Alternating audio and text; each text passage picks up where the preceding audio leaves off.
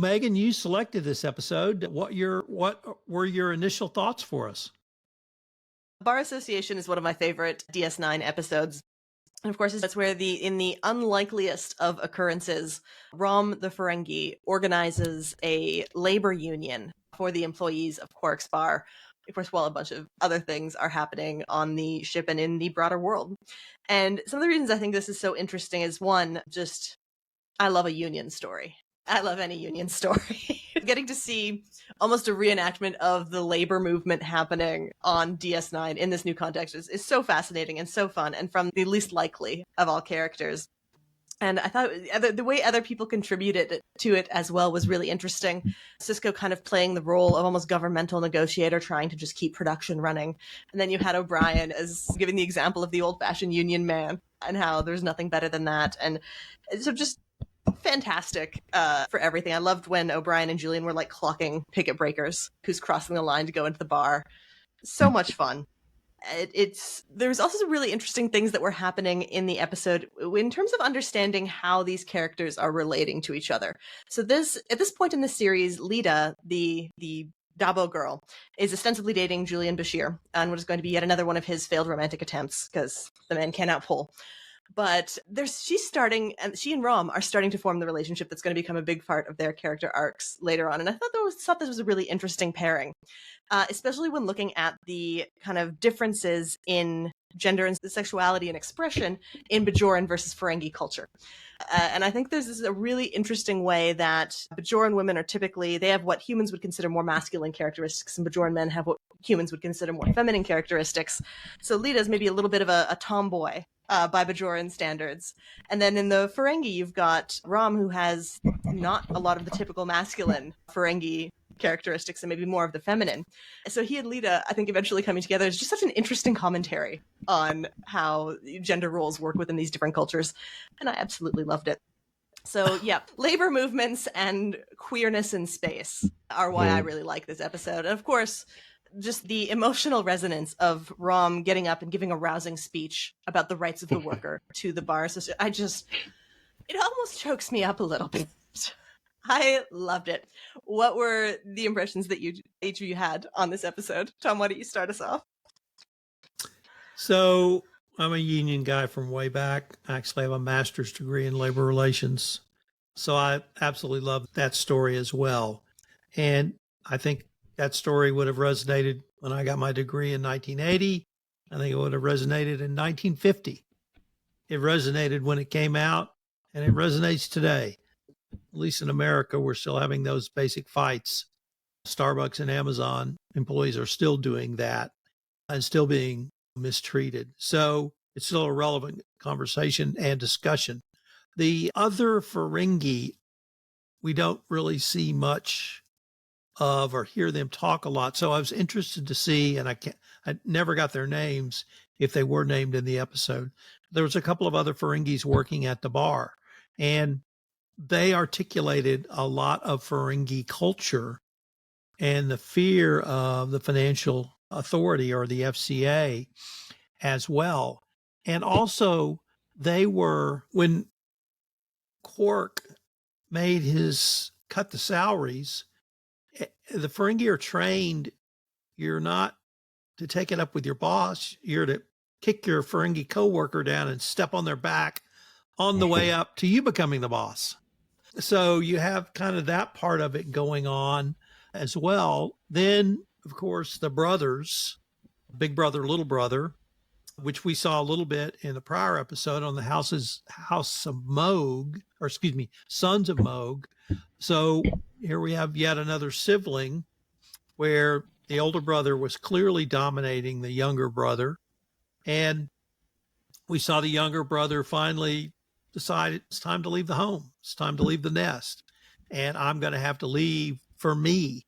And he does that. And he does that although it was understated the way it was played, I thought on rewatching it, I found it to be incredibly dramatic near the final scene. I really appreciated that part of it as well. And I want to give a shout out to Dr. Bashir. And we kind of questioned his moral flexibility in a previous episode, but he's the one that suggested the union. And it may have been an offhand He's flippant O'Brien. comment. Oh, no, it was Bashir, yeah.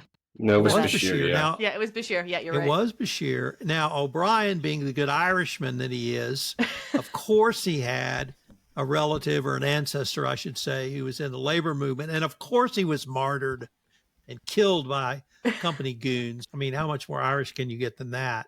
Particularly if they're Irish not in Ireland, as he was in America when that strike occurred. And I've studied labor history, and that was no mean feat.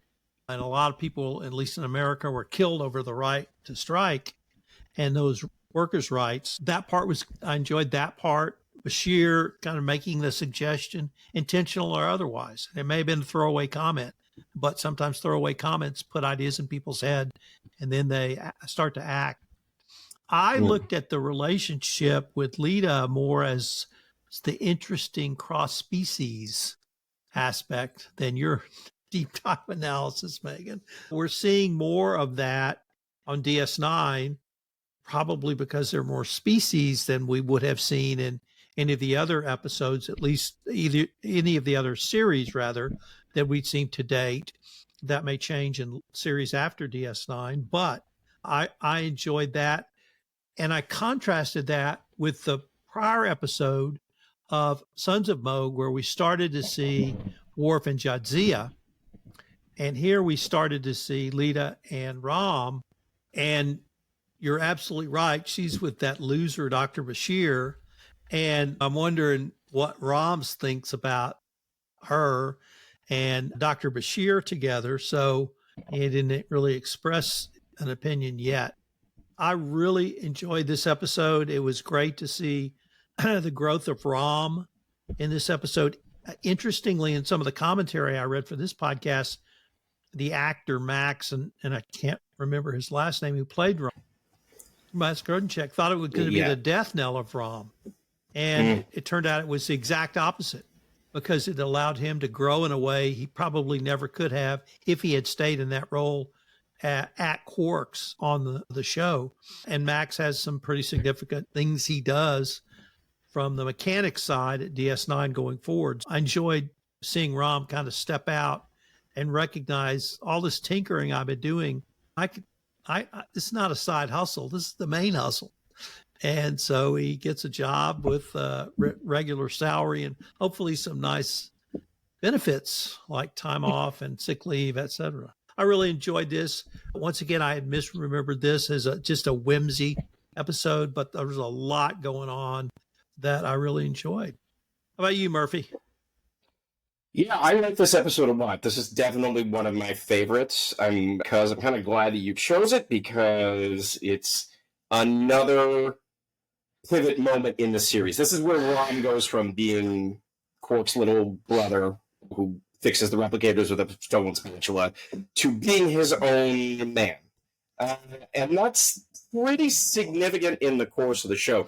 Rom ends up having an outsized presence in terms of saving the station and getting things done later on. He's the one that's going to design the cloaking mines, and he's the one that's going to help take them down. And it's a whole thing with him. He really grows into his own. And he sort of earns back the respect of Nog later on. Nog loves his father, but, he says, when he says to Sisko, why do you want to go to Starfleet? Because I don't want to end up like my dad, who could have been chief engineer of a starship, but now the only hope he has is for Quark to die and inherit the bar. So Rom is finding that, and he's finding confidence. You'll see this with Lita. And by the way, Lita has the weirdest taste in men on the show. She dates Bashir, goes after, flirts with Rom, and then almost leaves with Zimmerman later on when he shows up on the station. Just a very odd collection of odd choices for somebody. Anyway, this is neither here nor there. I'm in a glass house when it comes to judging other women's dating choices. Oh, I mean, it's curious. It's an odd collection of three people that she goes out with in the series. Yeah, it's a great episode, and it's very interesting, sort of introducing us more and more. We're going to get more into Ferengi culture. And those Ferengi episodes end up being almost like the Klingon ones. We see these little snippets of Ferengi home life more and more. It's going to start with the brothers and Rom and stuff like that, and they're going to go back to Ferenginar and hang out with Moogie. So it's really world building, and this is, I think, this might be the first time we see Brunt. First or second time? I think it's the first time where he shows up. And I think it's the first time we hear about the FCA. So it's definitely an important episode. I love it. I think it's great. And as another person who absolutely adores labor and union history, I think it's phenomenal. So, yeah, great episode in my opinion. Just on that point, because I looked up when O'Brien was talking about that I might have the Anthracite strike, mineral wrong 1902. Yeah. Yeah. So that was a real strike. I looked it up. Do you have any insight on that particular strike? Because I know you are a student of the labor movement. Yeah, I mean, what was it? It was 1902, 5 months east of western Pennsylvania, I believe. I think so. And it's interesting. You Breaker talked boys were called about in. Yeah, you talk about Cisco sort of intervening to sort of keep production of stuff, and in this case, keep a bar open and make sure people are okay and make sure the labor movement's on. And the anthracite strike was the first time a sitting president in the U.S. had involved himself directly in a dispute with coal companies, railroad companies, and the United Mine Workers of America. Like, Roosevelt got himself involved and sort of set up a commission of people to sort of look into this. So J.P. Morgan got involved and stuff like that. And then it sort of resolved itself.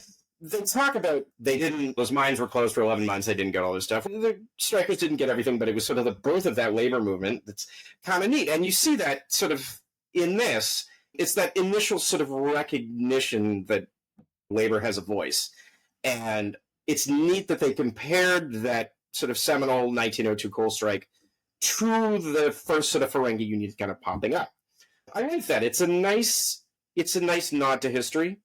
It might be too subtle, but it's nice that it's in there, that you're sort of taking recognition of that. But yeah, it's a very interesting strike. I mean, it's lots of stuff to look up on and lots of stuff to read about, and reading about the United Mine Workers and the AFL, and it's really quite interesting. Megan, anything positive you can say about Dr. Bashir from this episode? I mean, I may run down Dr. Bashir a little bit, but I think that's because he was in the series nerfed in a terrible way, and he should have been a queer icon, but he was not. So they made him just the worst kind of straight dude at the beginning. But he grows so much as a character. He finds himself, he stops trying to chase women, and he just starts trying to do good work, and he develops these different friendships with different people. And he hangs, as a sidebar, just on DS9, I love how all of these senior officers with big, important, serious jobs replicate themselves costumes so they can go LARP in the holodecks. Yeah, I have a question about that. But, can I also say... Oh, yeah. Sorry, can I also say how awesome it is that Jadzia and Worf are just wandering around the hallway with giant knives talking about combat. Just talking about Batless versus Mekla, just wandering through the halls. I mean, they like randomly stumble upon a prowler, but they're just wandering the halls with big-ass knives. I think that's great. I love it. And they're like weird Klingon karate gis. It's great. Come on down to Texas. That happens all the time. Today. Let me pick up. I think you said this, Murphy. You said that many ways in this episode is either a turning point or an inflection point for our understanding of the Ferengi, because we saw the FCA appear, we saw Brunt appear, we heard the discussions in the initial meetings Rom called from the other Ferengi about what this might mean, literally that the FCA could ruin their families back on Ferenginar. And we saw just the cutthroat culture of the Ferengi, at least in commerce, but they seem to accept it. And yet we have Rom, we had Nog goes to Starfleet. Now we have Rom essentially joining Starfleet, although maybe he joined the Bashir engineers. The Bajoran engineering corps, but he's clearly got a job not associated with Ferenginar or the Ferengi. Are the Ferengi capable of this sort of growth and exploration out into other cultures? They are. And I think something that's so interesting about this is exactly as you said, Murphy, this is one of the episodes where we first, because they're played for a laugh, right? Ferengi are played for a laugh in a lot of Star Trek. But this is serious business. They're terrified of using even the word union. And Brunt comes Mhm. with head crackers. So it was really, even looking at it from a human lens, it's odd and ridiculous, but it's very serious to them.